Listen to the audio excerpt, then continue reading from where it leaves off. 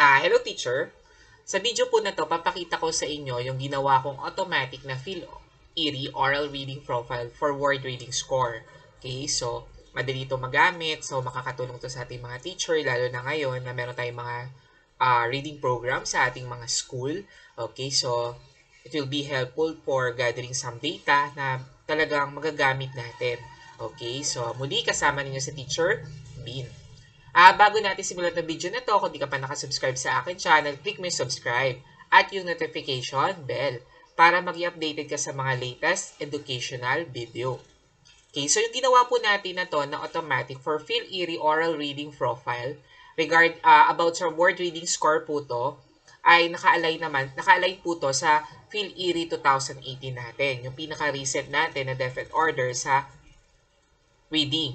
Yun nga yung 2018 na dinevelop na bago for Phil-Erie. So, meron akong video doon, mapapanood nyo rin dito sa aking channel kung ano ba yung mga changes. So, inalign ko, gumawa ako doon ng automatic para mas madali tayo mag-record yung mga files at ma-assess yung mga students natin regarding sa kanilang level of reading. Okay, skills. So, dito, meron tayo dito, school name, lalagay nyo lang, grade, school year, and section. Okay, pwede naman kayong magdagdag dito ng columns or mag-insert pa. Kung gusto nyo may lagay sa taas na headings, pwede naman. Mag-insert lang kayo. Ayan. So, insert nyo lang. Editable naman siya. Okay? Kung mag-add kayo ng headings sa taas. Okay? So, yung title nga ng automatic na to ay ang ating Phil-Erie Reading Word Reading Score, Profile for Word Reading Score. Nahati yung ating reading profile sa dalawa. We have for comprehension and we have for word reading. So, gagawa din ako ng video or ng automatic for comprehension level. But for the meantime, ito tayo for the word reading score. Okay, so dito, binubuo yan ng, of course, yung name ng ating mga learners. We have column for that. Boys yung una, sa girls yung baba. Okay, so naglaan ako dito ng about 25 sets of boys and 25 sets for girls. Okay, you may add columns if you have more additional students, pwede yun. Then, ito yung second column, we have number of words. Ayan. So, kailangan po natin yung number of words ng ating reading materials. Okay? Na gagamitin. Okay? For word reading score. Kailangan yon. So, kung nag-type kayo or may ginawa kayo in your file, in your computer, nakikita naman yung sa gilid ng mga MS Word application. Kung ilan yung number of words nung paragraph or yung sentence, nung reading materials na papabasa ninyo. Then, number of miscues, word reading scores, number of miscues, ito naman, ibig sabihin po nito yung mga mispronunciation, diba, wrong mali yung pagkakabigkas, na-skip ng bata, okay, mali yung pagkakaread niya sa word, instead na ganito, nabasa niya ng iba. So, mali na yon, as counted as miscues na yon. Nilaktawan ni bata, hindi niya binasa, in-skip niya yung word. So, counted also on this part, sa miscues. Ilalagay niyo yon. Ilan yon? Pwede kayong nagpapabasa kayo dahil ngayon wala namang face-to-face show online or through by phone. Pwede nyo namang malagay kayo sa isang paper with their name, yung ilan yung namamali na nilang word. So, yun, para mai-total nyo on the final. Okay, so, number of miscues po yun. Kunyari, mamaya tayo maglalagay ng sample. Okay, so, yun yun. Yung skip na word, wrong spelling, diba, mali pagkakabasa. So, yun yun. Then, word reading scores. Ayan, ma-average po yung ating reading score. Yan. Meron tayo dyang averaging dito. Mag-automatic yan at yung level na makikita nyo later. So, halimbawa, meron tayong bata, Juan de la Cruz. Okay? Yung ating name nung child natin. Ayan. So, number of words, example, 500. 500 yung number of words na pinabasa ninyo. Hindi kasama din yung questions ha. Only the pinaka-paragraphs and the story. Then, number of miscues. Kung wala siya naging, kaya 0 siya dito. Nabasa niya lahat. Kahit hindi mo lagyan yan. Basta 0, lagay mo din. So, it will be better para makita sa data. So, ang magiging word reading score niya doon ay 100%. Okay? Paano po natin nakukuha yung word reading score? Ganito lang yan. Kung pag sa manual, mina-minus lang natin yung number of words sa number of miscues divided by number of words times 100. Okay, so madali lang. Diba? Ulitin ko. Yung total number of words minus doon sa mali niya, divide nyo yung magiging sagot doon sa number of words ulit at i-times nyo sa 100%. So, 100. So, yan yung magiging word reading scores niya na average. Then yung level, ayan, meron po tayong level na independent siya. So, paano naging independent? Naging automatic na rin. Yung remarks natin, automatic rin. So, napakaganda po nito. Ma-identify na agad kung anong level siya. So, ano ba yung tatlong level natin? Ito naman ay based pa rin. Yung level natin, hindi naman nabago ngayong 2018 yan. Ito, ang word reading level natin, dito sa may left side, ayan. We have independent kapag 97 to 100% ang anyang average.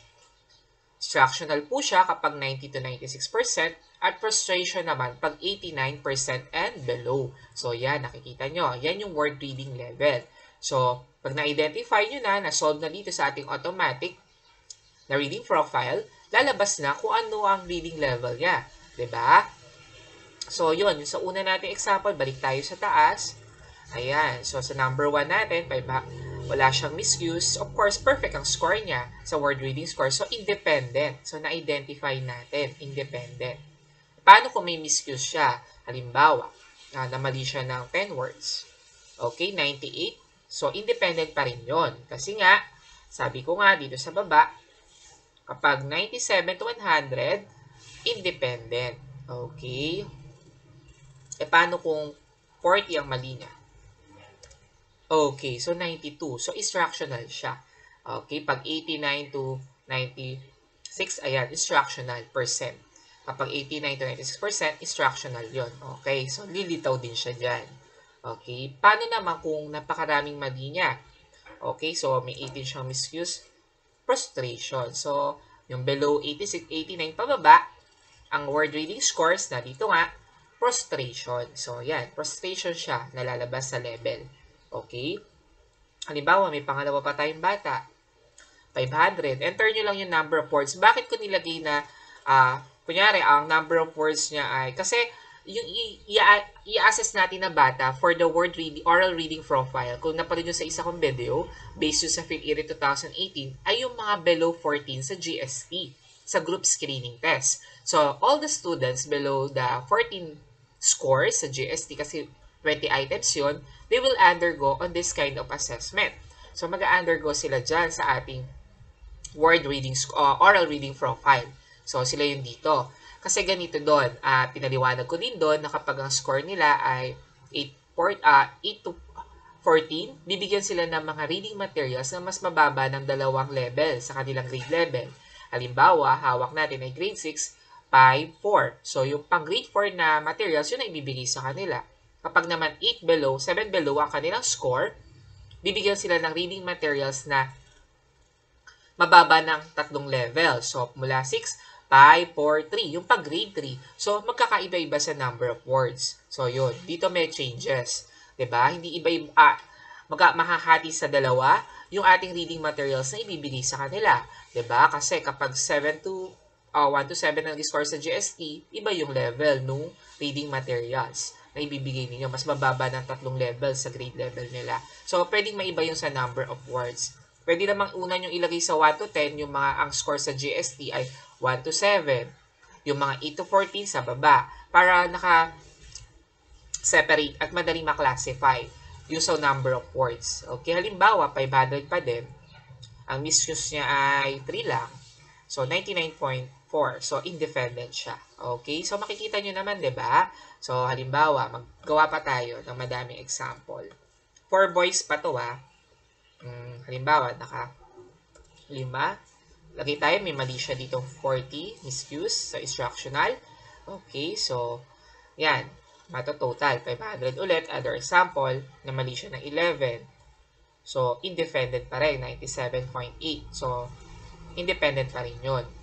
Then, halimbawa, 500 words pa din. Na mali siya na 56. Frustration. So, napakalaki lang naman ng example ko. Pwede naman yan. Depende talaga sa kung 200 words lang yun. So, better. Okay, so yan, meron na tayong level. Then, sa baba, itong ating ginawa, of course, may summary report. Ayan, makikita nyo naman. Nag-automatic rin ang summary report. So, hindi nyo na mahirapang i-identify ilan ba ang independent, ilan ang frustration. So, automatic, may voice tayo. So, voice lang kasi yung sinagutan natin kanina. Kaya dito, makikita ninyo, ayan. Ang independent po natin na lalaki ay 2. Okay, check nga natin sa taas ulit. Sa boys, ilan yung naka-independent? So, 1, 2. Okay, 2. So, 2 ang ating independent. So, tali siya dito. Okay, nakikita naman. Then, ang instructional, 1. And then, ang prostration sa lalaki, 2. So, ang total, 5. So, matototal siya automatically din. So, napakadali, di ba? Halimbawa, sa girls. Yung girls natin, simulan natin dito. Ayan, may girls din tayo. Halimbawa, 500 din yung words na mali siya ng 8. Independent. 500 ulit na mali siya ng 25. Instructional. 500 ulit, number of words na mali siya ng 56. Prostration. So, yan. Tingnan natin kung mag-automatic sa baba. So, ayun. Tigi-tigisa. Isa sa girl na independent. Isa sa instructional. Isa sa prostration. Total 3. Okay, check natin.